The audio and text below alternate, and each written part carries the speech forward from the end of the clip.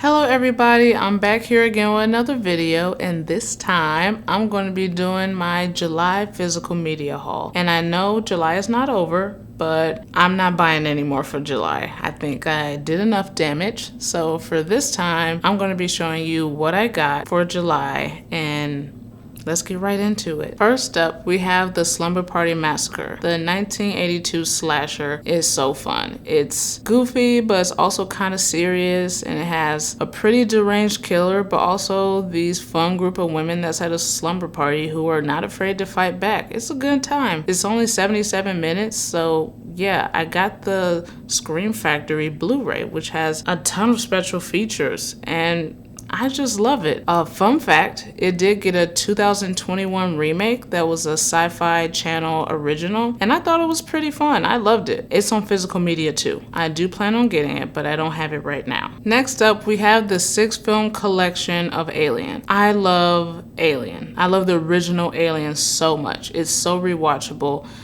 So quotable, and a beautiful film. But I also love the Alien franchise. I don't get to watch it a lot because I love streaming sometimes, but sometimes they just don't have all the movies when I want to see them. So I bought this 6-film collection for a steal. It was $24. I couldn't pass that up, so I got this on Amazon. Next here, we have the Gold Edition Blu-ray of Scarface. It is such a crazy ass ego trip of a gangster movie. Al Pacino did such a great job playing Tony Montana. So yeah, I had to pick this one up. This is the gold edition from Walmart, and there is a ton of bonus features on here that I can't wait to watch. But yeah, it's one of those classic films that people couldn't stop talking about and can't stop talking about. It made everyone love it forever, including myself. Next up, we have the Marvel film Black Widow. I had so much fun with this, and I am a huge ScarJo fan. I love her. She's amazing, not just beautiful, but like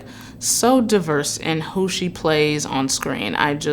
I have fun watching her films. So that's why I bought Black Widow. I don't love everything about this movie, but as I'm building my Marvel film collection, this one I think deserves to be in there. Next here we have Samson and Delilah, the 1949 film directed by Cecil B. DeMille. This man has a knack for epic stories, and I'm a fan. I really love his work. You'll see later what other film he's popular for, but yeah, this film is based off the biblical story of Samson and Delilah, and although I don't know it, for me it works really great as a romance and drama film. And I think if you're not familiar with the biblical story, you might feel the same. Just give it a watch and see how you feel. It's, as they call it, the ultimate story of strength and seduction. So if that sounds along the lines of something you'd like, give it a try. And it's a beautiful film, so just give your eyeball something beautiful to look at.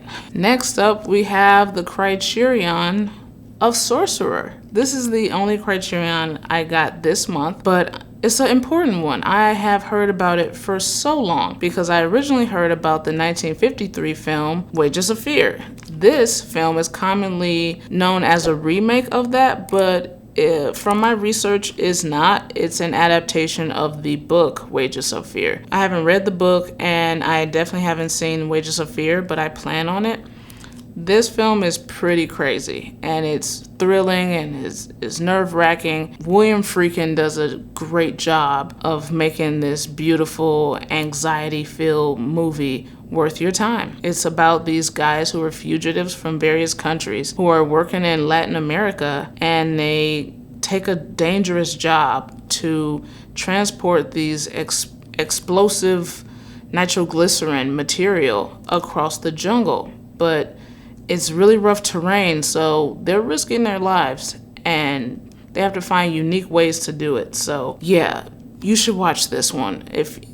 If you care about that story, this or Wages of Fear, I would say it's worth it. And I'm a big William Friedkin fan, so I just added this to my William Friedkin collection. Next here we have a wrestling Blu-ray. Yes, I have quite a few wrestling program DVDs, but I don't have a Blu-ray one yet. This is my first Blu-ray.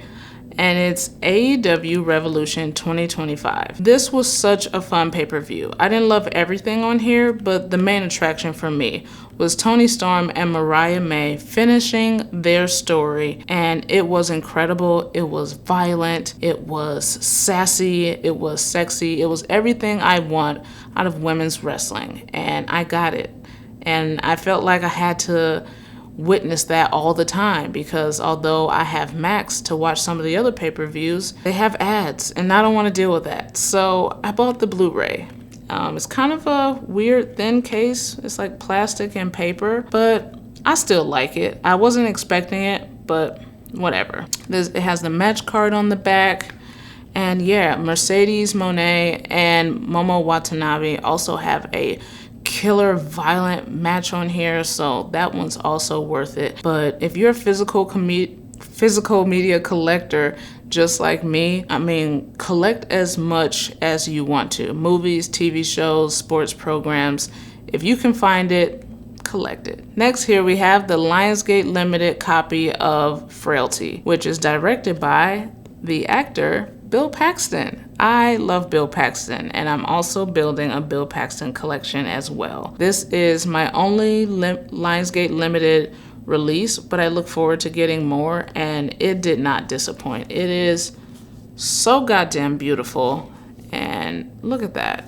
It has a replica of his script book in here, and I did a full unboxing on this. I'll link it below, but Bill Paxton did a great job of mixing horror and psychological elements in a film that takes you on a journey to think it's one thing to the ambiguity of something else. I really love this film. Next here we have the erotic thriller Chloe. This one with Amanda Seyfried, Julianne Moore, and Liam Neeson, I think it's a favorite of mine. It is so good, it is sexy, and you don't get clear answers about some things. So yeah, I really like it. It's one of those films that I feel I didn't think would be made in 2009, but since it was, and I found it randomly and watched it one day, I fell in love with it. So I wanted to own it so I could watch it forever.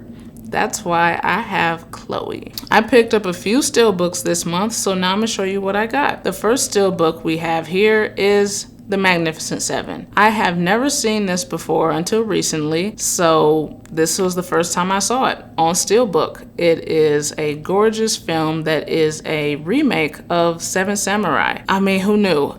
I didn't, but it's done in such a way where you can tell that it's a remake, but it also adds a few unique elements, like the elements where they use guns and how they do what they need to do. I don't want to spoil anything, but it's really just such a cool film, and see how they do the same thing Seven Samurai did, but in the American West. So this one is definitely worth looking out for or seeing if you haven't seen it before. Next here we have Tombstone. I did a 4K review on this, so I'm not going to talk about it too much, but having Westerns on Steelbook just seems so right. Look at this. It's just so gorgeous, and it's a classic film made in the 90s. It's so rewatchable. I grew up watching it a lot, and I plan on watching the hell out of this one so much all the time. Next here we have the 1988 anime film Akira. Akira is a action, sci-fi, full throttle anime film about corruption, about standing up for what you believe is right, and it has one of the most beautiful, unique art styles ever. Even for anime, there isn't much that looks like this. There was so much love that went into the creation of this. Not to mention, it is that famous Akira slide on the motorcycle is referenced in so many films today. There is usually a quote or that scene replicated. That's how iconic this film is. There's even a scene in there from the movie Nope. Jordan Peele's Nope has an Akira slide, you guys. Yeah, but this movie is so beautiful. It really touches my heart, and I love cyberpunk stories, so this one was a no-brainer.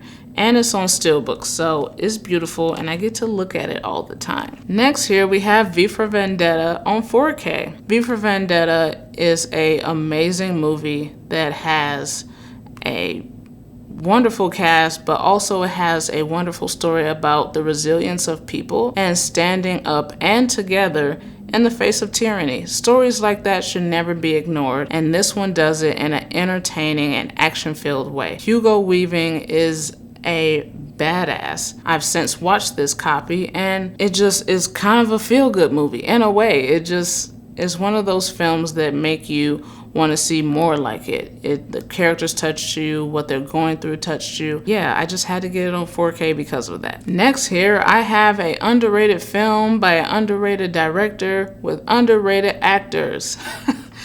Yes, I have the limited edition 2-disc 4K of The Cell from Arrow Video. This one is one of the unique ones they have that has different artwork on the slipcase from the actual disc cover. So I think that one's cool.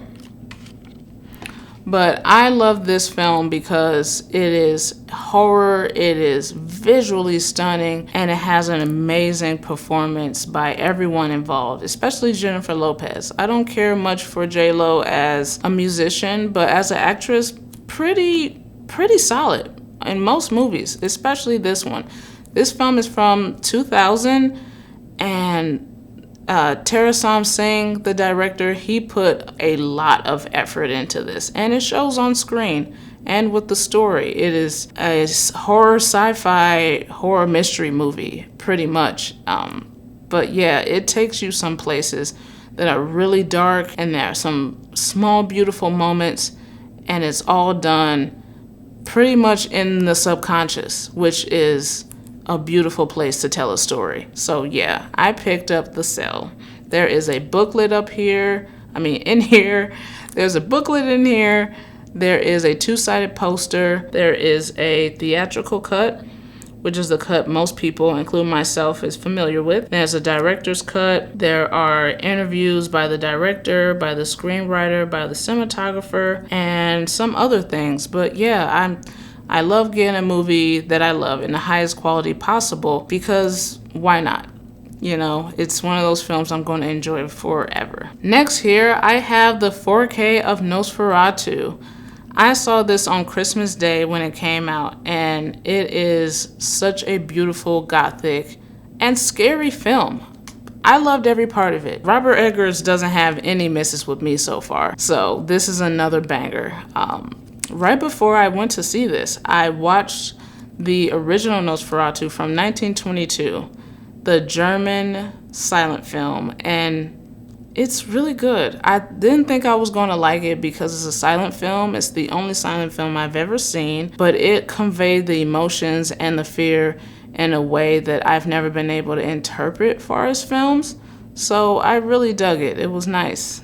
And this one presented as a remake a unique story about like the compulsion towards Nosferatu and how there's no other choice. I just really like how he did this one. Next here we have the 4K of Sinners. I've talked about this movie enough, even though I could talk about it forever. I'm not going to, but Sinners is amazing. I got it on 4K, you guys. Next here we have the Brandon Cronenberg film Possessor. It is bleak, it is bloody, and it is a sci-fi fuckery. This horror sci-fi film, how do I describe this? I'm actually just going to read it to you and let you guys be the judge. An elite corporate assassin takes control of other people's bodies using brain implant technology to execute high-profile targets. With each hit comes a stronger lust for blood, throwing the whole operation into jeopardy. So, more or less that, but there is a lot of violence in here. The main character is one sick puppy. So, yeah, if you want to watch it, go ahead. I watched it, and it's a bleak watch, but I like bleak movies. So I bought Possessor on 4K, and it says here it's from Second Sight Films. So I was able to get, and there are a ton of special features on here. We got commentary from the director, we got video essays, deleted scenes, you name it. I personally can't wait to watch all that stuff, but yeah, I got this one on 4K. And last but not least, we have another Cecil B. DeMille film. This one being The 10 Commandments from 1956. It has some historical history, it has some biblical stories, all blended in to make an incredibly grounded story about Moses and his journey and oppression. It's really beautiful. And Yul Brynner plays a super asshole in this, but he's such a great actor. Really, really such a great actor. I am so happy to have this. There is a ton of special features on all of the discs. There's 3 discs in here, so I can't wait to find out about that. Also, I want to know how they did a certain special effects scene in there. I think everyone should see it. Religious or not, this isn't about that. This film is about a story of human perseverance, and I like that.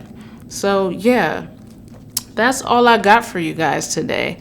I hope you enjoyed my haul, and I'm gonna do another one for you in August, but for now, this is what I got. So make sure to like, comment, and tell me something. Tell me, have you seen any of these? Do you want to see any of these? You pick anything up? Let me know in the comments, and make sure to subscribe. Bye!